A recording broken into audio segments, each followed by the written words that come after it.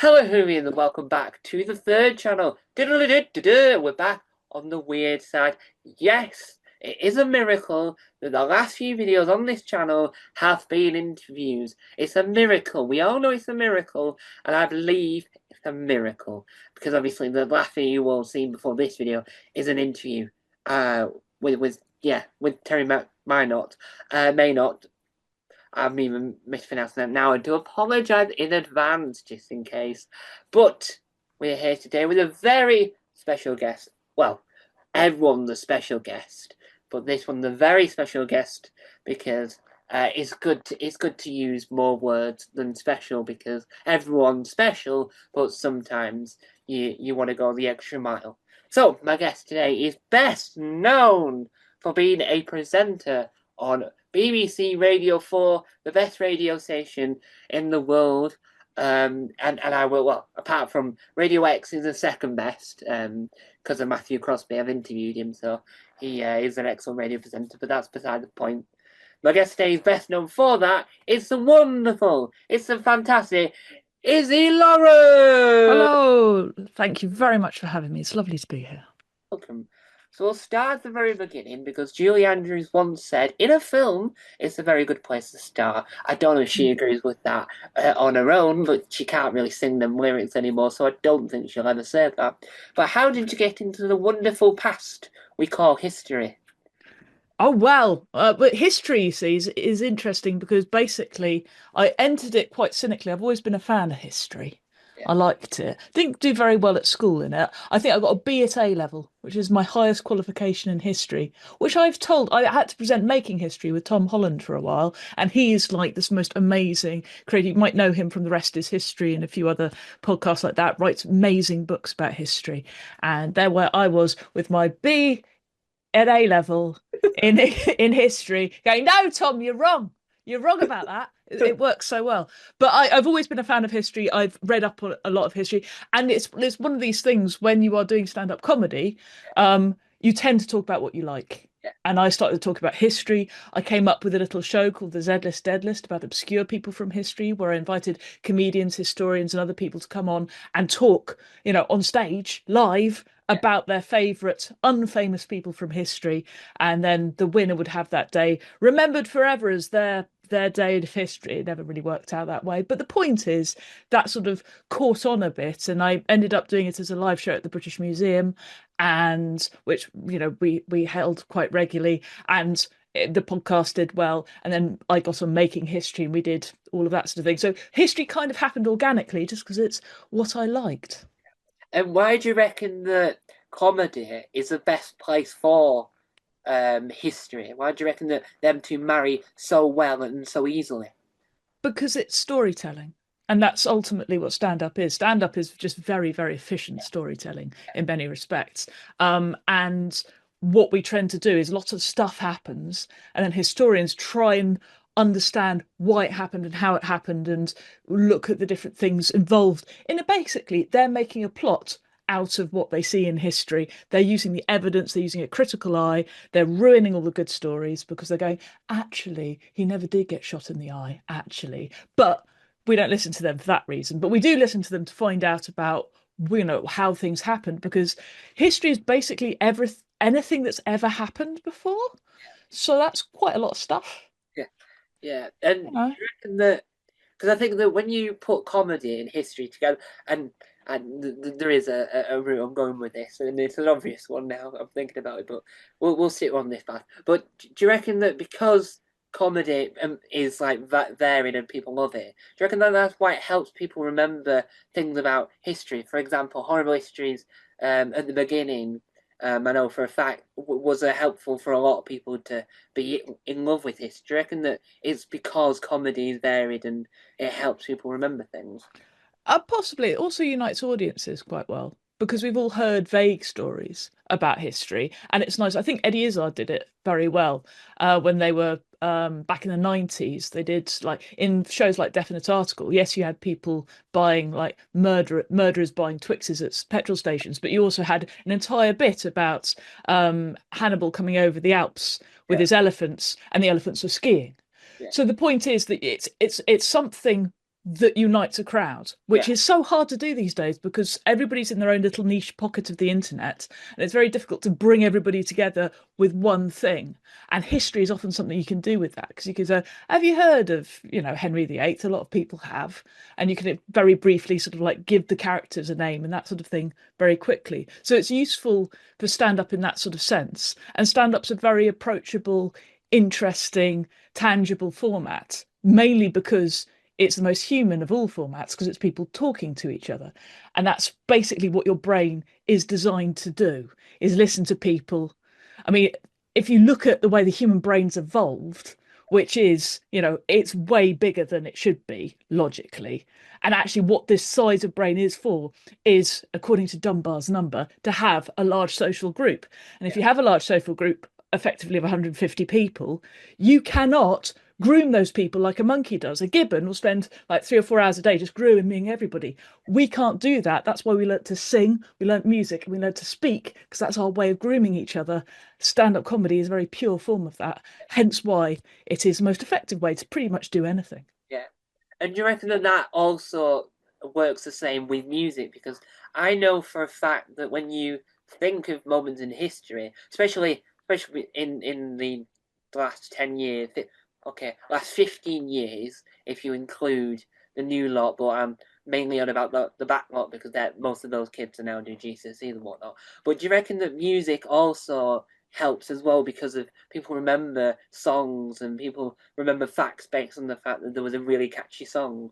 Yeah, I mean, there's a lot of comedians. I think Johnny Awesome's a very popular comedian who will just do covers of songs and popular songs and make the words funny and change the things. That's a really easy. I mean, it's not a really easy way. It's a really clever way to try and get a crowd united. Because if the crowd knows a song, you've got their attention. And often, if you've done some difficult rooms, that's quite a hard thing to do, is actually get everybody's attention and get them all looking at you, and they will unite on a song. There's one guy I've seen, it isn't comedy, it's just his act, where he's just playing old primary school Oh yeah, hymns that, people would play and doing this at Glastonbury and things like that. And the entire crowd is united and looking at you and enjoying themselves, weirdly singing these songs from childhood. So I think that music and musicality in comedy is very important. And I don't mean that just literally. It is the way that you form words, the word selection, how you hit the punchline is very musical and it feeds into that part of your brain that sort of gives you that little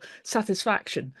There's certain words as punchlines just don't work. yeah, I remember I had to change, I had this observational bit about a woman in a skirt, and I had to change it from a Jaeger skirt, which is what I actually heard, to a Gucci skirt because Gucci just hits the note right better than Jaeger, which is just it's not hard enough to make the joke work. So I think musicality is very important when it comes to writing jokes and editing as well.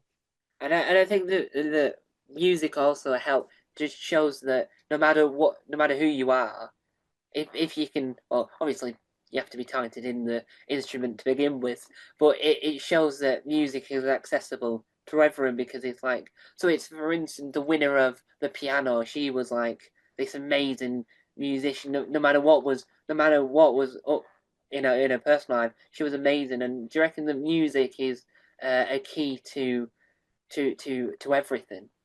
I think rhythm more than the actual musicality. And there's a few comedians who used to be drummers. I'm Yeah, try struggling. Is Henry Rollins one of them? There's a few comedians who naturally drum it, and if you've got that natural rhythm, it will keep it going. Because basically, what stand-up comedy is effectively is a conversation between people without the other person talking.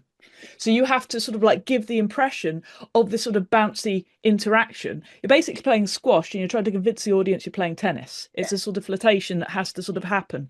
And when you've got the rhythm to it and you can sort of indicate where the laugh comes in, the audience feels they can join in. One of the things that new comedians struggle with a great deal when they first start is they talk over the laugh. They don't have the confidence to stop, let the audience laugh, and then carry on.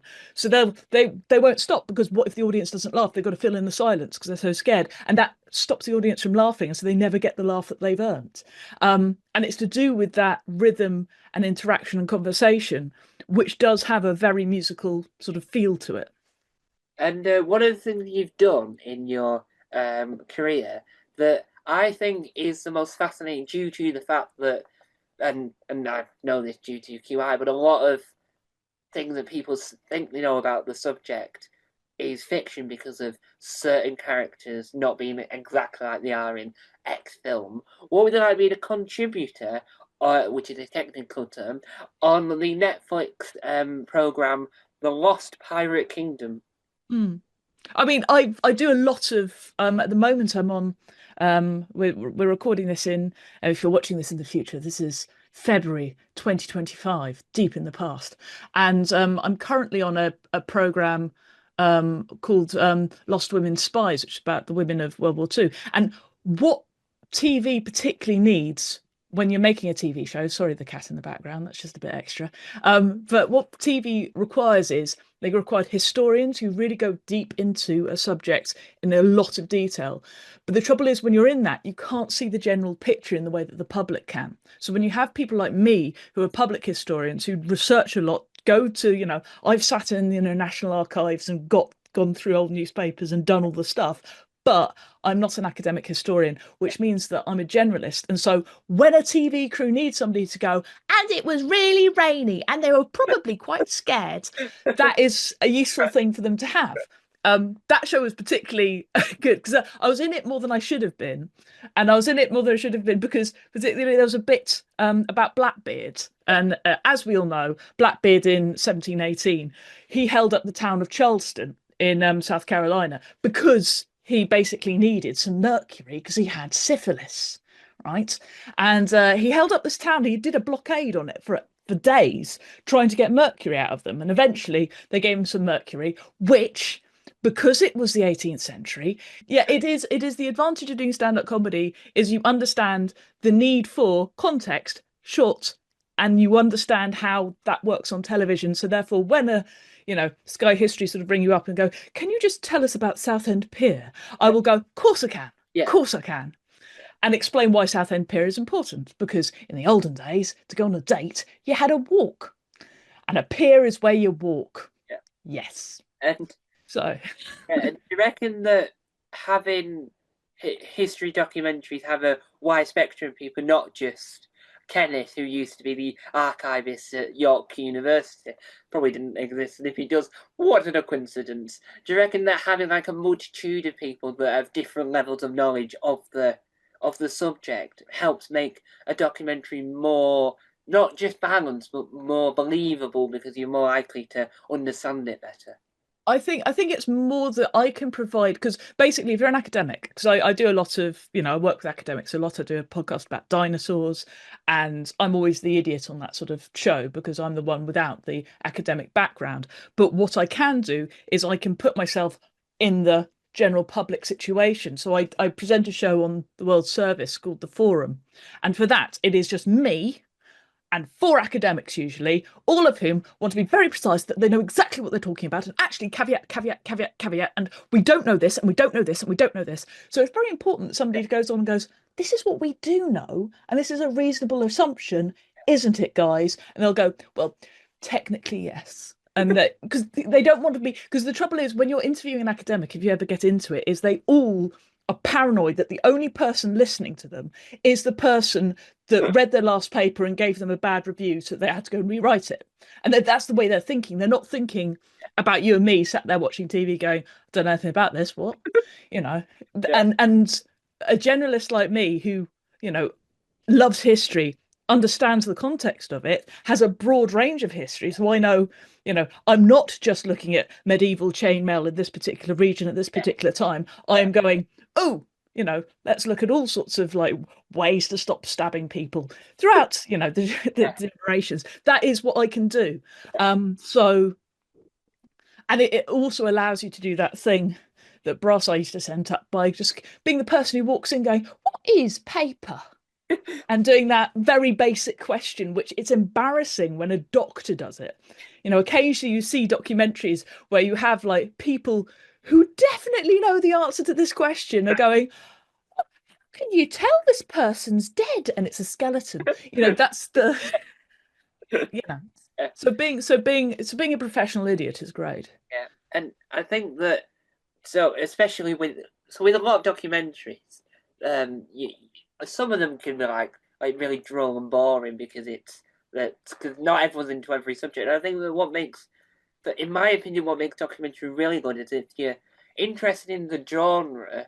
So the one I can think of, which might anger the Americans, but who knows?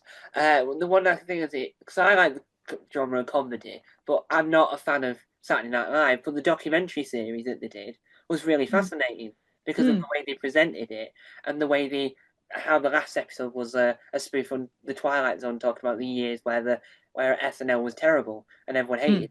And so they got people to pretend to be in the Twilight Zone and have a host and everything, but that makes it more interesting. So I think that having so for the Lost Pirate Kingdom that was really interesting because even though I only knew what I knew from horrible histories about pirates, this made it more interesting because there was a wide variety. And do you reckon that that's a positive thing for the genre of documentaries? I mean, I think the more creative way you can tell stories, the better. I mean, I like documentaries done by like Adam Curtis, where you don't see it's just found footage. He's creating a sort of weird narrative, which is very specialized and is a bit dodgy in places, but actually is just fascinating as an essay. And he can weave it all together into this sort of fluid story, which is sort of multiple different things and put it out. Equally, just a little short little, people do wonderful little history summaries of this is the War of the Roses, this is the Byzantine Empire, this is like tulip fever or whatever it is in Holland in the 17th century or whatever. They manage to sort of get little clips, and once you find, it's a bit like stand-up comedy, if you find your way of sort of like explaining something, I think that really works. And it's and being experimental, like as you say, dramatizing stuff, making it slightly spoofy, tongue-in-cheek, in-joke references, I think is fine. I mean, there's a lot of you're a Whovian, aren't you? So you know all about all the different people sort of taking different takes of Doctor Who and actually sort of like putting in subtle clues as to point is there are very, very many different ways to present the same information, and there's no way of doing it that will please everybody. So don't try and please everybody. Try and please the people like you. That Yeah, is my and I advice. think that one of the and this is like the most hilarious thing ever. So one of the funniest things I've seen that I couldn't get over it, so I had to stop watching it, was a documentary that was called, I think it was called Walking Through History, and it's Tony Robinson, um, Baldrick from Blackadder, and what he does is he stops his car in the middle of the road, gets stuff out of the boot, and then just walks off. And I just think that's so hilarious because he's finished with the car but left in the middle of the road. And then Nice. he's now just walking off into the distance. You'd really like a documentary maker called Jonathan Meades. So if you ever get to, there's a few of his stuff on YouTube, but he's really good, and he will do things where he's very straight, and he literally dresses, in a suit with Yeah, sunglasses on, so you can't see him. And he does something which is you see on TikTok quite a lot now, but before it was brand new, which is he'd have a really close mic on him, but be stood miles away. And he had a whole thing where he did this thing called Remembering the Future, which is talking about the 1960s virtue of futurism, architecture, and that sort of thing. And he started the whole thing as the Terminator, and he's not Arnold Schwarzenegger, but yes, he arrived at the beginning of that documentary nude. It was beautiful and also well done, Jonathan. But there are some really good, I'm a big fan of people like that, Curtis, John Ronson, obviously, through as well. All of these guys who have creative ways of sort of like showing you stories and making you interested in subjects that you wouldn't otherwise be in. It's a real skill.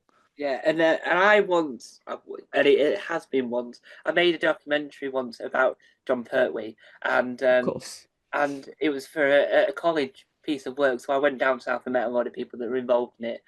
Stuart Fell, who had only done one documentary beforehand for the BBC, he was I interviewed, but I had hired out a studio because I was trying to make as many tropes in documentaries as possible. I had to walk for a bit.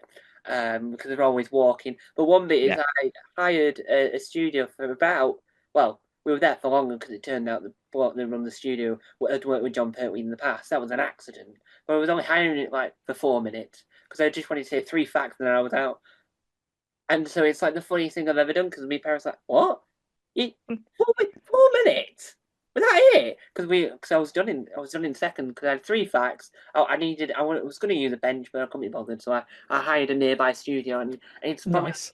probably the funniest thing I've ever done because it was like it's the most professional thing that looks, but it's only professional for 3 seconds, and it's still hilarious. Sometimes it's all you need, 3 seconds of professional stuff. There is that sort of, I used to take the mick out of it in the Z list dead list, is that one of the rules that I gave to the historians Yeah, who came on to talk about their person is they're not allowed to say I'm going on a journey, because every single history thing or any, blooming Michael Portillo in his various coloured trousers always goes on a train journey and always says, going on a journey of discovery. And all they discover is, oh, look, my ancestor might have lived here. Oh, it's, yeah, yeah, Southerners traveling up north going, how do they cope? It's, yeah, yeah, it grates a little. But I understand why. You want to have movement in television. You want yeah, to say, we're going to physically go somewhere. We're not going to stay in a studio and chat.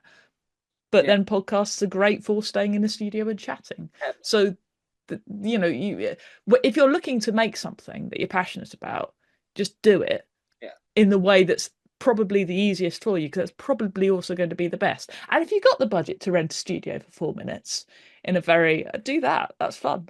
I like that. Yeah, and what was odd about it was that he ended up working with John Pertwee on an episode of Countdown. So John Pertwee was in Dictionary Corner, and then Nice. because he mentioned it and there was images of it, so you knew what John Pertwee was wearing. It was easy to find on the good old YouTube, and he hadn't seen that clip for years, so it was the first time he had seen John Pertwee have a very brief conversation, and he's not even in the clip because he's in the background, and it's just funny because it's John Pertwee's on Dictionary Corner. It's like, what else is weird? Well, in John Pertwee interviewing as himself dressed as Wurzel Gummidge is the creepiest thing I've ever seen because he's talking in Yeah. his normal voice.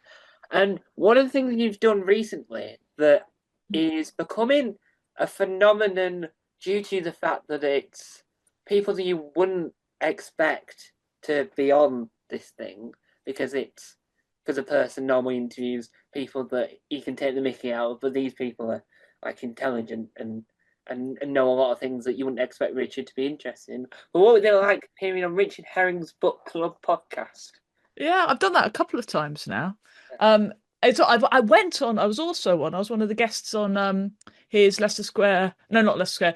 Edinburgh Fringe podcast. It wasn't RHLSTP. It was RHLSTP, but up north. Yeah, I don't know how it was. I believe my opening line was "Hello" because it was a stand-up bit, and I said something along the lines of "Hello, don't worry, I haven't heard of me earlier, either, and this is the bit I always skip." So, but it was nice to do that. I was on with Sarah Kendall, I think. But so I've known Richard for a while. He's because I've been, I used to be MC of a club in Witney in Oxfordshire called the Little Fat Comedy Club, and at Fat Lil's, and there we used to get, people. We had Stuart Lee, we had Richard Herring, we had Sarah Millican, we had these great names, Greg Davis, people like that coming down to do their sort of like 50-minute sets slash working up to Edinburgh shows. And so I knew Richard through that. And I've been going to the Fringe since I think my first Fringe was what, 2003? Something like that. So, I'm very old. And so I've sort of got to know a lot of people, over the years do that. I've known Rich for ages. I know Katie as well. And if you write books, you're desperate to tell people about them, even though your books aren't for Richard Herring. Your yeah, books are for Richard Herring's children, but yeah, Richard Herring's children quite like them, so yeah. therefore you can sort of like get on there and get going. So my first one was The Unstoppable Letty Peg about the Jiu-Jitsu suffragettes, and he had me on for that. And then I recently did one with for the Time Machine Next Door, which I have a copy of here. Look, there we go.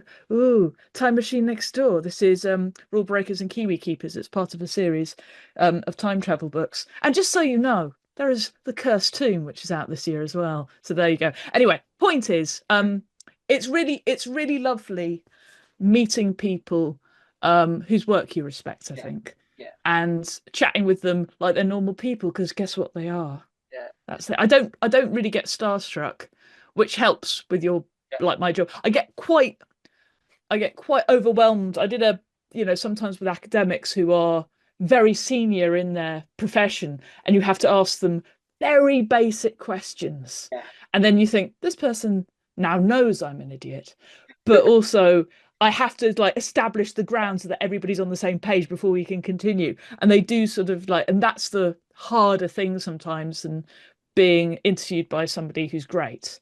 It's like, I've got loads of questions for you, Yeah. but anyway. And I think that what's interesting about Richard Herring's podcast is that even though he makes it out like they don't record two in a week, you can watch, you can listen to some of them, and you know it's they're two. Yeah. And I think that the most interesting one is the person.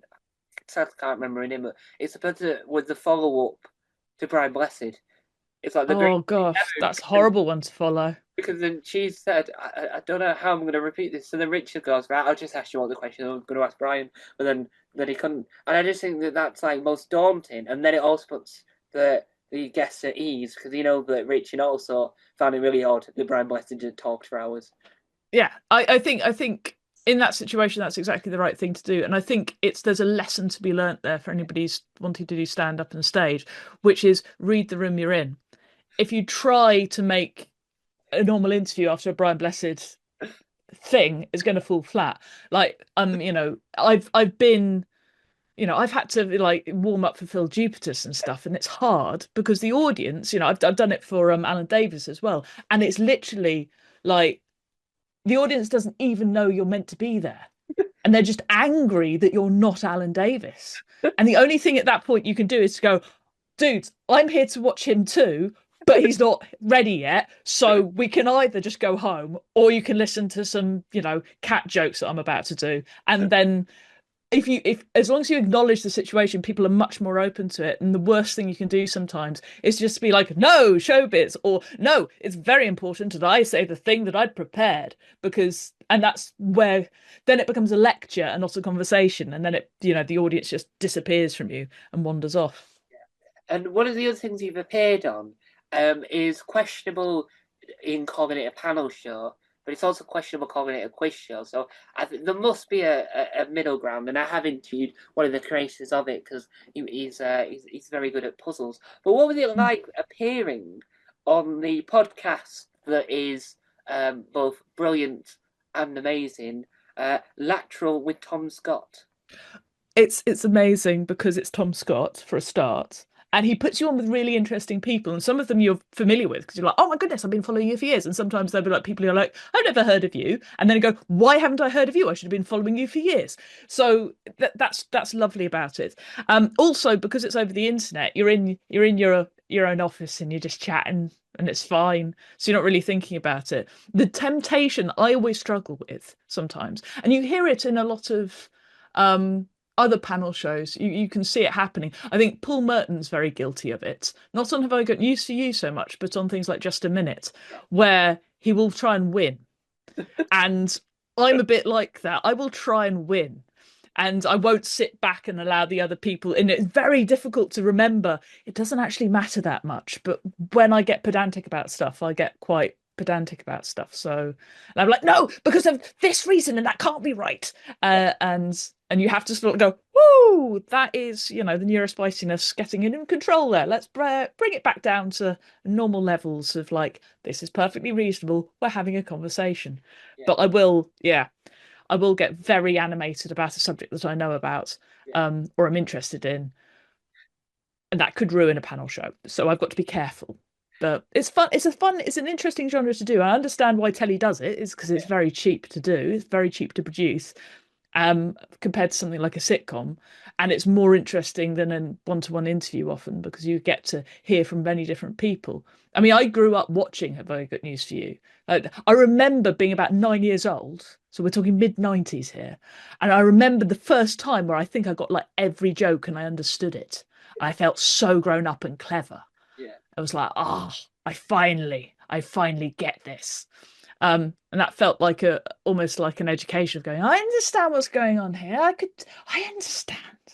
But yeah, so yeah, I understand why they're made. And Tom is incredible. And the way that's produced is really interesting because he doesn't know the questions either. So you get You get to suggest a few yourself to the producer if you want to, but they will, it's mainly audience generated questions which they then investigate. And Tom doesn't know. So he's asking questions he doesn't know the answer to. I'm asking questions I don't know the answer to until I give given the answer as well. And then so it's quite an interesting little a game to play because you've got your bit prepared, but you have no other ideas about any of it. And it's it's a bit of fun. And I ruined a bit of it because I answered a question immediately without really like thinking that's the obvious answer, so it can't be right. I did QI correctly, and that was bad. So the klaxon didn't go off. I was just right. Yeah, But never mind. But apart from that, it's good. And you yeah. should listen to it. Lateral with Tom Scott. And Tom Scott's lovely And I and think, taller than you think. He is taller than you think. I've met him in real life, and he's taller. So and there.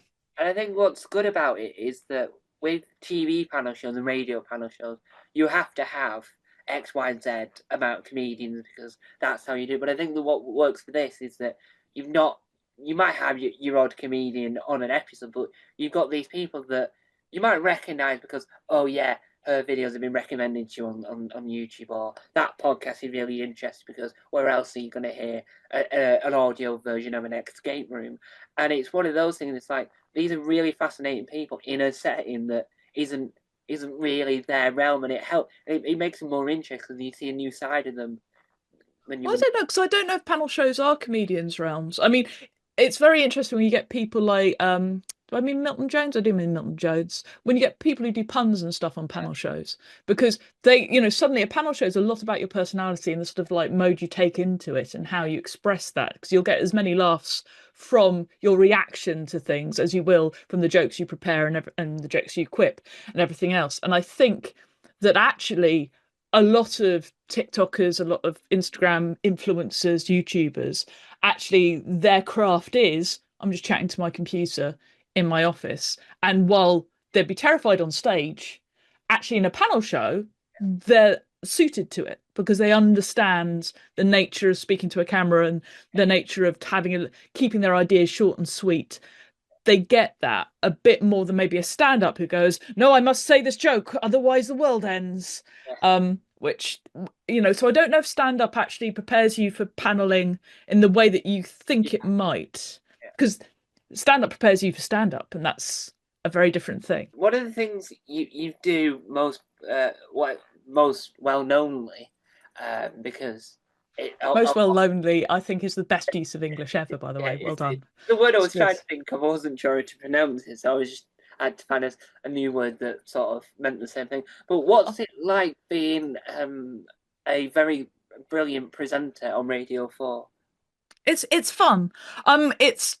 It's a lot of like what I did a show for a long time with Sean Keaveney called Your Place or Mine, where the premise of it is that Sean doesn't want to go on holiday, and we get a guest to say, "Oh, you've got to come to this place. It's my favorite place on earth." And then I'm there just going, "Actually, factually, you're wrong. I'm the pedant on the show, and I'm going to tell you all the ways that you're wrong and I had to do this big sort of like off the cuff summing up, and I had to quip. I got to tell Brian Cox he was wrong. That's Professor Brian Cox. And there's nothing better than correcting Professor Brian Cox. You feel like you're Robin Ince. You feel very smug. Um, but yeah, and doing that, it's I found it incredibly fun. Um, in the sense that look, I've got a BBC pass and I can like beep in and in the BBC itself, the building's quite fun and you get to see sort of all these sorts of people making tea. But there does feel like there's a pressure there, and that's the issue I sort of have with it. That's why I always think that if you are into making something, do not wait for a big production team to sort of come and take it and do stuff with it. Because I mean that I was very lucky. I was invited to do that show, and that was, we did a few, dry runs of it, and it worked. But if it's your own idea, I'm very sort of like hesitant of whether to do it myself, like with my Terrible Lizards podcast, or to sort of give it to somebody else for them to take over. Because you can, it takes a while, but it's very possible as an independent, producer or an independent person to make a bit of money on social media and doing it yourself and having that control and giving that to somebody else. Where I'd be brilliant producers who are amazing editors and everything else, but I'm just like, why did you cut that bit? Because that bit was really great. And, you have differences of opinion on things. So Um, so yes, I really enjoy it. It's freaky because you're there sat opposite Ainsley Harriott going, but I know you anyway, because I've known you since I was a kid, haven't I? But this is the first time you're meeting Yeah, me. Oh, right, that's weird. Um, but yeah, I mean, I enjoy it. I enjoy it very much. And doing it is, it's a challenge, and you are trusting your producers, you are trusting yourself a lot. Like stand up, you have to. You're quipping. It's all in the moment. It's ephemeral. Um, Except it's being recorded, so it's not ephemeral, it lasts forever. And if you get stuff wrong, they write in. God, the amount of time I accidentally said west when I meant east. We had so many letters just going, oh, it's different, and I'm just like, I misspoke, guys. Chill out. But I'm one of those people who would be like, I misspoke. So I can't really complain. It's people like me that ruin the world. yeah. So, And when you're presenting radio, because and I know it's I don't think it's as prominent in the BBC as it is elsewhere, like Radio X and Capital and that one.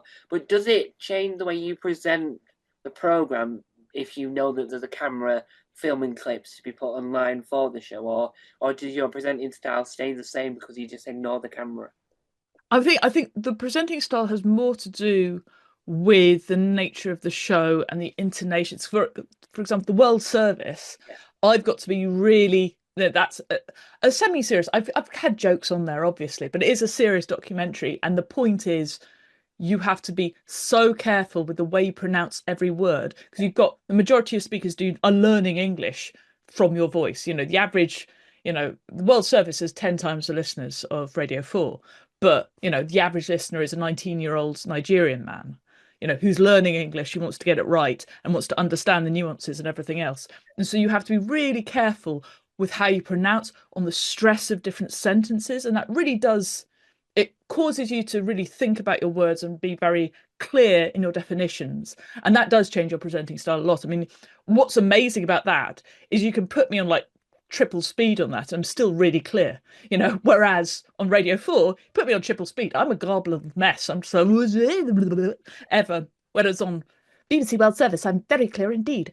Um, but yeah, so it's got more to do with that. I don't find cameras that off-putting, but I'm not very vain in terms of my if I were famous for my looks, I think I would be very much more aware of cameras because my fortune would be derived on. But if you've ever looked at my TikTok and stuff, I often take films under my chin, looking at my nose, and I'm not very I haven't, although guys, if you're listening to this rather than looking at me, I am stunning. But I'm not trading on the fact that I'm immensely beautiful. I look a bit like the ghost of Sue Perkins, if you want to picture me in your head. I'm not wearing my specs at the moment, but I do wear spectacles on stage and stuff. But there you go. See, it works. But yeah, yeah, I find cameras hard not to play to. Very difficult when you've got a camera not to be like, hey guys, or do the office thing of just doing a Martin Friedman, just looking at the camera knowingly, when that's not going to get a laugh on the radio.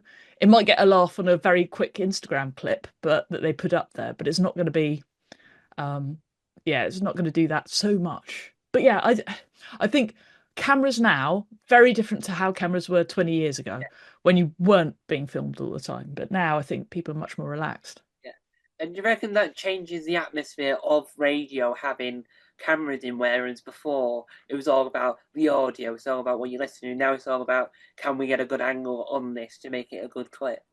Well, what's interesting is that the studio that they pick for the cameras is usually different to the studio that they pick for the radio. So they're doing a massive refurb at the BBC at the moment, and I'm not really sure how we're going to get rooms anymore. But it doesn't matter. The point is that their podcast studio is very different because the producers and the editors are actually in the room with you. Yeah, So there's no glass. So yeah, they're there. They have to be quiet. They can't laugh because they'll be picked up. And you are in relaxed chairs with the mic, certain distance apart from you. But you can't you don't have a desk where you put your papers on and your coffee, and you can't sort of bend over and go, and now the news. You've got to be, it feels much more like a conversation. And so you get a different sort of atmosphere from that. And I think it makes guests more comfortable because it does feel more like a chat. But it does make, when you do have a script to read, it's slightly awkward and difficult because it just feels rude.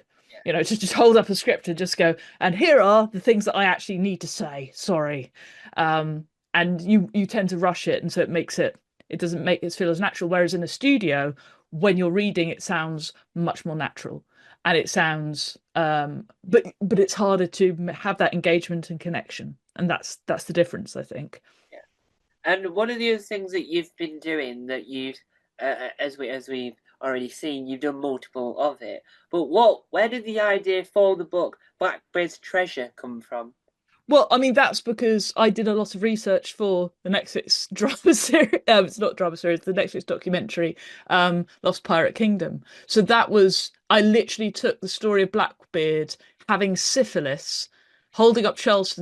So my particular thing when I'm writing, and I got my first writing gig for writing for children. I write historical fiction for children, and I got that because I did a thing with Naomi Paxton, if you know Naomi Paxton, brilliant comedian, and she came on to Making History to do a thing about jiu-jitsu suffragettes. And so we did a thing about jiu-jitsu suffragettes because I do jiu-jitsu, and and I got to beat her up on the radio, which is always good. Sounds great. And she got to stab me. Fantastic. And that got made pick of the week. And so this was when X was had a proper name, and I tweeted about it, and it got retweeted a few times to say, "Oh, Izzy got made pick of the week, showing off." And an editor at Bloomsbury said, "Oh, that'd make a great kids' book." And I went, "Yes, it would, and I wouldn't let her go." The amount of, getting a writing contract through a random thing like that is just completely nuts. And it's still being read, and Helen Arney's using it to make a musical. It's just like amazing. And yeah, and so from that, what I did was I tried to make it as historically accurate as possible. And in so doing, I've written myself into a thing where almost every single book I've ever written, I mean, like in Unstoppable Letty Peg, the weather is correct. We're getting Blackbeard's Treasure, not only the pirates real, but where the boats are in history is where they were in history. What they're doing is what they were doing, because I'm very, very pedantic, and I love the restraints and the constraints of reality to squeeze fiction into. I like, do not give me a blank piece of paper. I hate it. Give me okay, so this happens then, this happens then, this happens then. Your lead character needs to be there, there, and there. How do they get there? Why are they there? Go on, explain it. And then you're forced to. It's a bit like improv where they shout out. Imagine doing improv without any audience interaction. You know, I'm going to make up a sketch now, and then just acting out a sketch. You're not going to get, it doesn't feel right. You need the constraints. And so, like The Cursed Tomb, which is my latest one. This is set in 1249 BCE, so it's ages ago. That's officially ages ago in ancient Egypt, and it's about a little girl who follows the world's first Egyptologist because by 1249 BCE the pyramids were over 800 years old, and she goes down into the pyramid, and of course what she sees in the pyramids is what she would have seen. I don't make stuff up. I'm very bad at it. So I like to. So it's a sort of genre that I've gone down. And Blackbeard's Treasure was literally because I had this story quite recently in my head from making that documentary. And I was just like, well, I should, because pirates are way more interesting than you think. I mean, if you look at Pirates of the Caribbean, even though it's a more modern movie, it was just like, over 80% of Blackbeard's crew at one time were from, they were African. So you know this is something you do not see, and they wouldn't have been referred to as all one type of peoples either, because they all spoke different languages and they followed different religions, and they were very, very different. And it's and basically Blackbeard's Treasure is a story of the transatlantic slave trade, the sort of start of it. And it's really fascinating to go sort of into that type of history and not to shy away from it either, and to actually talk about it, which is when you're as white as a toilet, which we are, you know, it's difficult to sort of like broach these subjects, but actually they can be really fascinating. And there can be a lot of humor in there as well, and a lot of jokes at our ancestors' expense, which I quite like. And when you write in the book for children, do you, once you've completed like your first draft, do you Yeah. send the book off to historians and children to make sure that you've made sure that it definitely is factual accurate, and you've also made sure that children will enjoy the book? No, I send it off to, so like this one I had a couple of Egyptologists working on it. So Dr. Chris Norton and Kelly Attica Crow from the British Museum took a look at this and basically helped me make it more accurate. But I kind of trust my own abilities to know what I like. And and what I like, I'm quite childish. And it tends to be what kids like too. I found out subsequently quite a lot. Kids aren't actually that different. We haven't changed that. I haven't changed that much since I was 7 or 8. So I think there's that thing of just going, I know what's funny, guys. And as long as you know, as long as you put yourself into the mind that kissing is boring and violence is great, then you can kind of understand what it's like to be a kid again. So it's not that hard. I don't understand people who just sort of I don't understand grown-ups, I think is my point.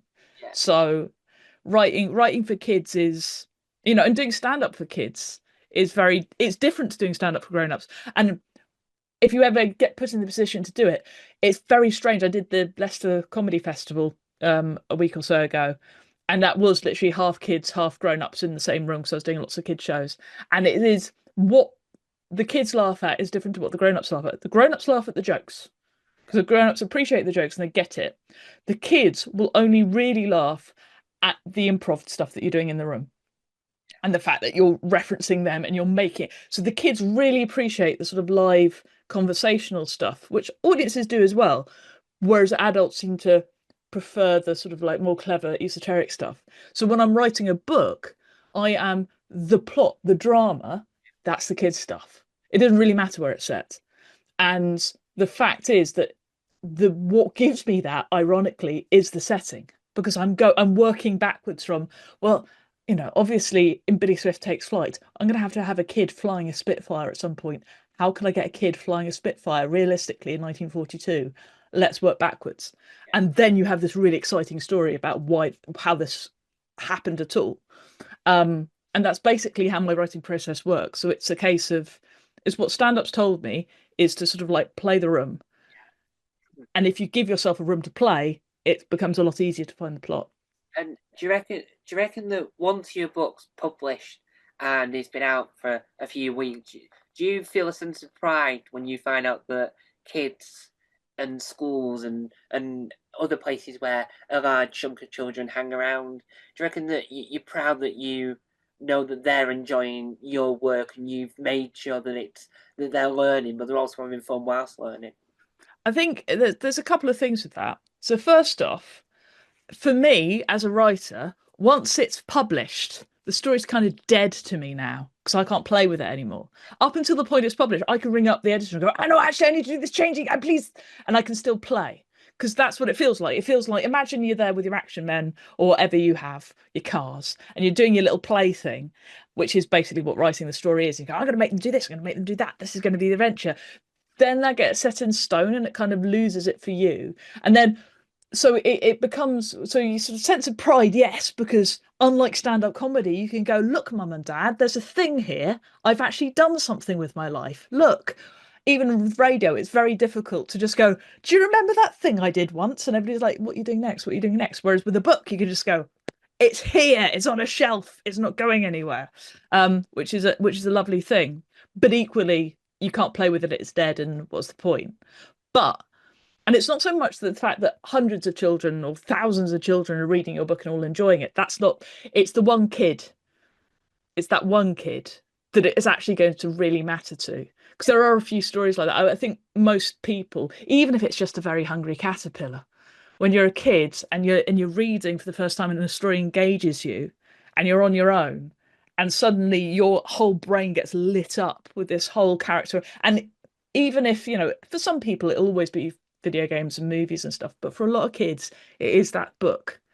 And the idea, and I know because a few kids have written to me, and the idea that one of your books is that book, because that changes everything. That is like huger than that beats any massive gig, you know. That beats doing like a big stage anywhere. That's great. That's like I'm living. I've warped that part of their brain. Yeah. They're gonna remember their story for the rest of their lives now. This is big. Yeah. And what are the other things you've done in your career that is fascinating due to the fact that you wouldn't normally get this in normal society, but then we invented a podcast and everyone's created something that's weird but also hilarious. What would it like being a guest on Drunk Women Solving Crime? Oh, that was lovely. I was very drunk because you go around their house and they ask you, I can't even remember what the murder was or something, but it was literally about some sort of like 18th century Chinese feudal thing. And I was just like, the one bit of history I know nothing about, you gits. So it was good fun. And I seem to remember, I think Taylor, she had like, and Katie, no, it must have been Taylor, her kid had made cupcakes and I ate about six of them. They were very good. And was feeling very ill. But no, it's wonderful. And being invited on all sorts of podcasts is great because I did my first podcast, I was 3 months behind the Bugle. Yeah. So I did a podcast with my friend Simon, who you would adore, by the way, because he goes into lots of historical, but like stuff about TV in the 90s and the 80s and that sort of thing. So he has a whole book about bottom. He's called it Proctology. It's genius. But if you want a really detailed analysis of like all the different things, I think it's simondunn.me.co.uk or something like that. I don't know, but Simon Dunn, look him up. But we did a podcast called Sunday Supplement where we reviewed last Sunday's newspapers, just their supplement sections, and then told you what paper you should have bought last Sunday as a sort of way of, and it was literally just us talking. I think most listeners we got was like 900 a week, and but it was sweet and it was cute. And then we did another one called Seti Sopo, which did a bit better, which was talking about, it was like what's the opposite of something that doesn't have a natural opposite. So what's the opposite of motorway? Tarama Salata. You have to listen to the explanation, and that's how that worked. So I was always doing podcasts for a long time, which meant that because I was an early adopter, I got to like, if you ever listen to, there's a popular science podcast in America called The Skeptic's Guide to the Universe. And you'll hear a British lady at the start going, "You're listening to the Skeptic's Guide to," you go, "You're listening to the Skeptic's Guide to the Universe, your escape to reality." And that's me. And it's just, it's really fun. It's a great way to connect with people. And it's literally, I got into podcasting for the same that lots of comedians did, was I was driving everywhere and the radio was never that good.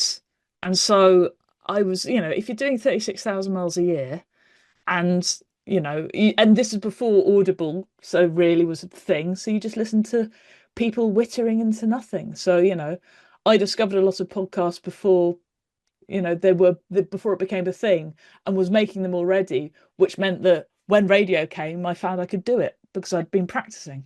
It's that thing. And there was a recent podcast recently which called Metro Retro, which is by Ben Rufus-Green, who is currently starring in the second series of Cockfield that's rerunning on BBC Two. Where he reviews old issues of the Metro. Him and his friend just Nice. Metros and just read. So it's loads of episodes of him just reading like, a Metro from like 2006, and he'll just read each individual page and Did review. he know a hoarder or something that just had every copy? Is I that? don't know. It just seems like an odd concept, but it But works. yeah, no, it's a really nice thing to do, and like the amount of times in the supplements that we covered glamping, you wouldn't believe. Glamping has been a thing for like, I don't think anybody's ever done it. I think I've stayed in a yurt. I've seen a yurt a couple of times, but does anybody actually do it? But the Sunday newspapers and columnists are obsessed. I'm obsessed with things that no one's ever done before.